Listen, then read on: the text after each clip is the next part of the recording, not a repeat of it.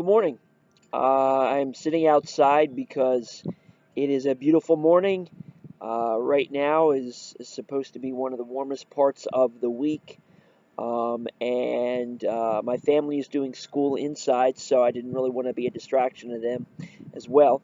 Uh, so I apologize if the shadows are a little off. I was trying to find a good spot for this, and it was either too bright so I couldn't see anything, or it put me in the shadows so that I was dark and everything behind me was lit up.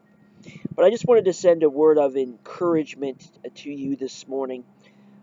We are again in another week of quarantine, isolation. Yes, there is a sense of hope um, in the fact that some of the counties in our state will be opening up with some things. We'll be slowly progressing here towards the end of the week. Unfortunately for us here in Montgomery, Berks, and Chester County, we still continue to wait. And I read Psalms 13 a week or two ago in my Sunday morning recording, and I wanted to go back and visit Psalms 13 again for just a few moments and bring you a sense of encouragement and a word for this season. So I'll read it again. It's only 6 verses. I will be reading it out of the English Standard Version, but this is Psalms 13. To the choir master, a psalm of David.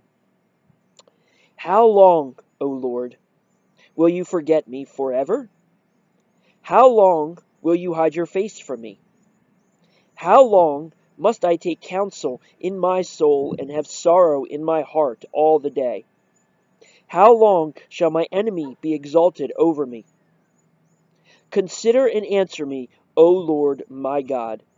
Light up my eyes, lest I sleep the sleep of death, lest my enemies say, I have prevailed over him, lest my foes rejoice because I am shaken. But I have trusted in your steadfast love. My heart shall rejoice in your salvation. I will sing to the Lord because he has dealt bountifully with me. I think we can find ourselves relating to the psalmist in many ways here. In first, his opening question that is repeated 4 times in the first 2 verses, how long? It seems like, and I've seen the joke on social media, we are in the 250th day of March. It's feeling like this has been the longest year and we're not even through the spring season yet. We can probably sense how long, O Lord, until this virus passes, until we are opened up again and are able to get back to normal life with worshiping at church, with going to work, with being able to go to the store, with not having to wear a mask.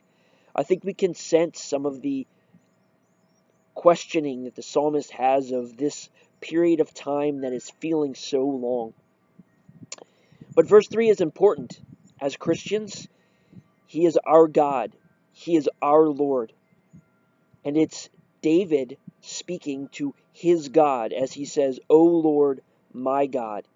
Even in this season of waiting, even in this long period where we are asking how long more do we have to be in this, we can take to God these questions, these prayers.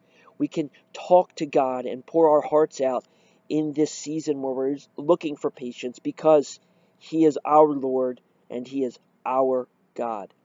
We can echo David's, our Lord, my God.